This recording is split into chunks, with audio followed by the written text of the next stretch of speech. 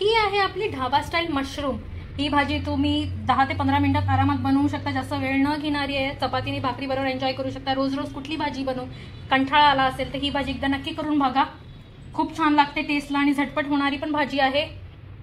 तर ही भाजी मी कशी केली आहे चला बघूया। इथे मशरूम घेतलेले आहेत, बटन मशरूम। मी ह्याला चांगल्या पाण्याने क्लीन केलेले आहेत। क्लीन केल्यानंतर आता ह्याला मी कापून घेते। हा मशरूम घेतलाय,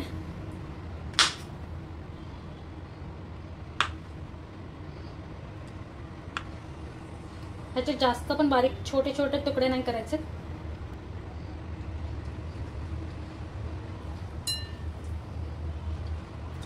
असे बघा मस्त मी स्लाइसेस कापून घेतलेले आहेत 3 मशरूमचे। ह्याच्यात आपण टाकूया चमच अद्रक लसणाची पेस्ट। हे मी मसाले घेतले जे मी डिस्क्रिप्शन बॉक्स मध्ये मेन्शन केलेलं आहे ते मी टाकते। फ्राय ऑनियन, दही। आता ह्याला आपण छान मिक्स करून घेऊया।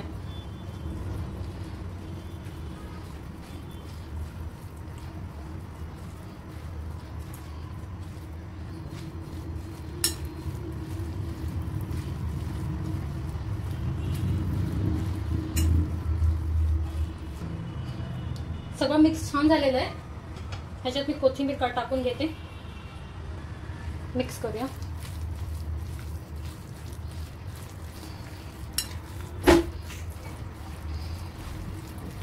मॅरिनेट करायला आपण 15 मिनिटं ठेवूया साईडला। गॅसवर आपण तवा ठेवलेला आहे, थोडंसं तेल टाकूया, खडे मसाले टाकूया,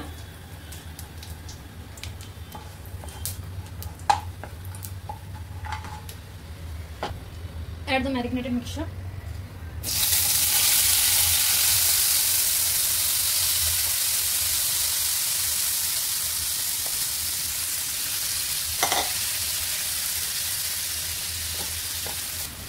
मस्त फ्राय करून घेऊया।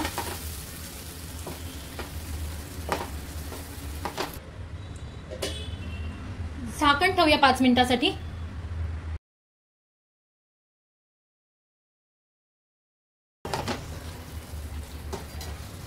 मध्ये मध्ये असं हलवत राहायचं त्याला।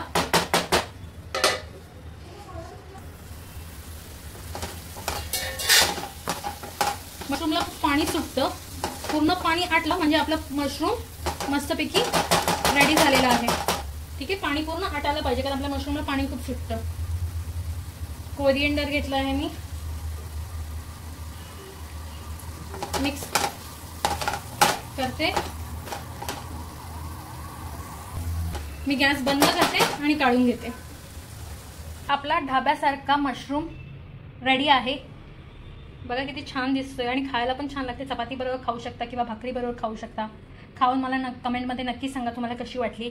एक 10 ते 15 मिनिटांमध्ये होणारी ही भाजी आहे, तर नक्की करून बघा। जर माझी रेसिपी आवडली असेल तर लाईक, शेअर आणि सबस्क्राईब करायला विसरू नका। थँक्यू।